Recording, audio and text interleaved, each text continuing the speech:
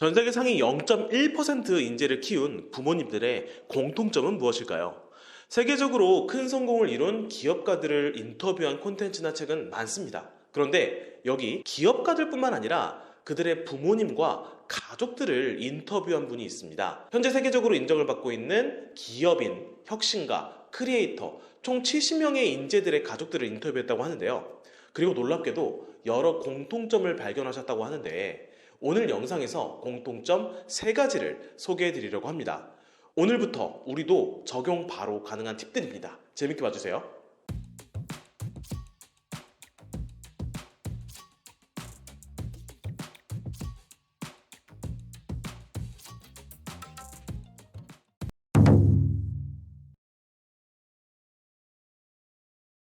오늘 소개해드릴 책은요, 기업가를 키운다는 것?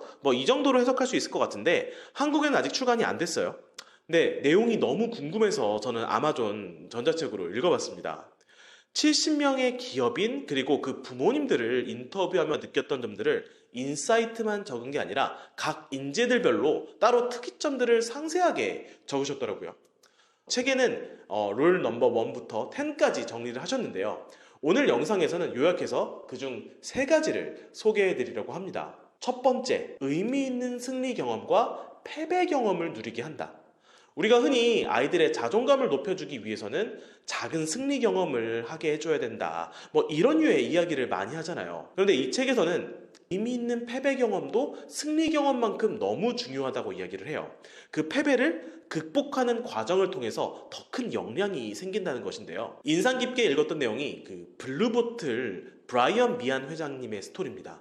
브라이언 회장님이 어렸을 때를 회고했는데요. 1979년도에 자기가 11살이었을 때 당시 그 아일랜드의 경기 침체로 아버지의 사업이 어려워졌다고 합니다. 그래서 대출금도 못 갚게 되고 집도 넘어가는 그런 상황을 경험을 했다고 합니다. 설상가상으로 당시에 다니던 학교에 학비를 낼 돈이 없어서 학교도 그만둬야 되는 상황이 왔는데 그 당시 학교 교장 선생님이 학비를 대주셨다고 해요. 나중에는 그분에 대한 고마움으로 네슬리가 블루보틀에 투자를 했을 때 그 교장 선생님의 이름으로 그 학교에 장학금을 기부했다고도 합니다. 브라이언 회장이 이야기를 해요.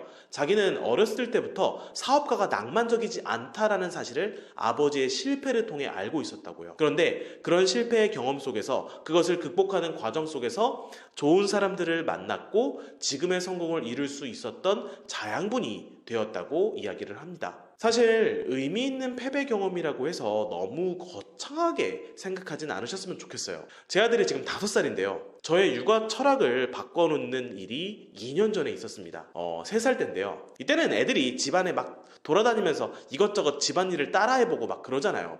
자, 스스로 해보려고. 그런데 이게 부모로서 그냥 지켜봐주는 게 쉽지가 않아요.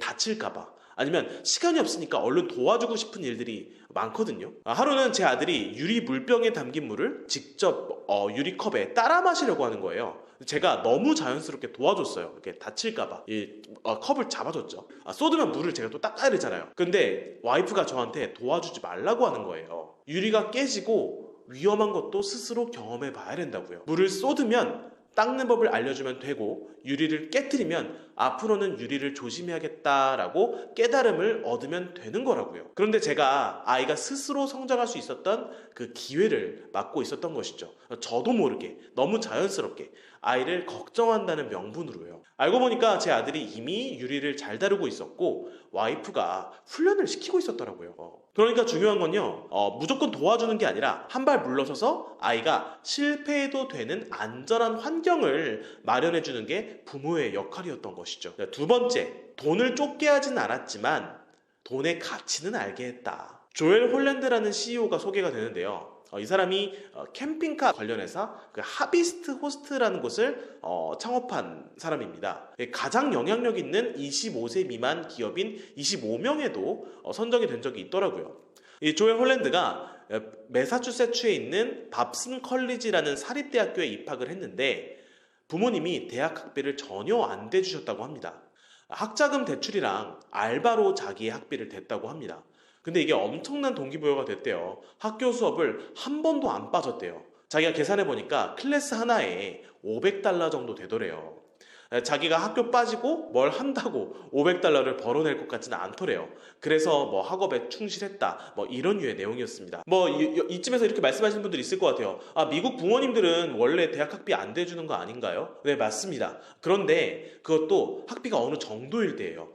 뭐 주립대학교 같이 한 학기에 뭐 2,000달러에서 3,000달러 같이 좀 상대적으로 저렴한 경우에는 학생들 본인이 알바를 해서 충당을 하는 경우도 있는데요. 이 밥슨 컬리지, 매사추세츠에 있더라고요. 이런 사립대학교 같은 경우에는요, 학비가 어나더 레벨입니다. 막 6만 달러, 7만 달러, 한화로 8천만 원 막 이 정도 돼요. 뭐 이런 거는 사실 학생이 알바로 충당하기는 어렵죠. 근데 이거를 조엘 홀랜드가 자기가 알바하면서 학자금 대출로 충당을 하면서 그걸 통해서 자신의 그런 학업 의지를 다시 다졌다는 것입니다. 세 번째, 아이들의 취미를 시간 낭비로 여기지 않았다는 것입니다. 자, 스포츠, 비디오 게임, 음악 활동 모두 교실 밖 활동에 관심을 가졌다고 해요. 이분이 예시로 들었던 인물에 대해 잠깐 소개를 해드리려고 하는데요. 데이브레이커라고 아침 댄스 운동 캠페인 단체가 있대요. 자, 알아보니까 여기가 재밌는 게 보통 취미라고 하면 밤에 새벽에 클럽에 가서 뭐 불금 보내고 다음날 휴일에 뻗고 뭐 그런 개념으로 생각을 하잖아요. 그런데 완전히 반대로 생각을 한 거예요. 일단 새벽 5시에 모이고요. 술도 없고요. 아침에 출근 전에 다 같이 모여서 건강하게 즐겁게 춤을 추고 출근한다. 뭐 이런 운동이라고 합니다. 전 세계 28개 도시에서 이루어지고 있고 50만 명의 회원이 있다고 합니다. 아무튼 여기 파운더가 라다라고 하는 분인데 이분이 유년 시절에 축구에 엄청 관심이 있었대요. 이제 코넬 대학교에 입학을 해서 축구 선수로 활동을 할 정도로 왕성하게 활동을 했다고 합니다. 이분이 회고하기를 지금의 그릿, 회복 탄력성, 리더십은 모두 어린 시절 스포츠 활동을 통해 길러졌다고 고백을 했다고 합니다. 책에서는 10가지 룰이 소개가 되었는데요. 오늘은 그중 요약해서 3가지를 소개해드렸습니다. 저자분이 말씀을 하세요. 모든 공통점이 모든 가족에게 똑같이 적용되지는 않는다. 뭐 가령 A 기업인은 취미활동 같은 게 없는데 잘 될 수도 있는 거고요. 뭐 B 기업인은요, 대학 학비는 부모님이 커버해 주셨을 수도 있잖아요. 그런데 이 저자가 발견했던 가장 강력한 공통점이 하나 있었대요. 바로 가족 구성원들 간의 신뢰가 두터웠다는 점입니다. 늘 자신감에 넘쳐 있었고 모두 자존감이 높았다고 합니다. 오늘 영상 어떠셨나요? 유익하셨나요? 기업가를 키운다는 것, 우연히 알게 된 책인데 정말 공감도 많이 되고 인사이트를 많이 얻었던 책이었습니다. 오늘 영상 보시고 관심 있으신 분들은 한번 찾아보시는 것도 추천을 드리고 싶네요. 영상 끝까지 봐주셔서 감사합니다.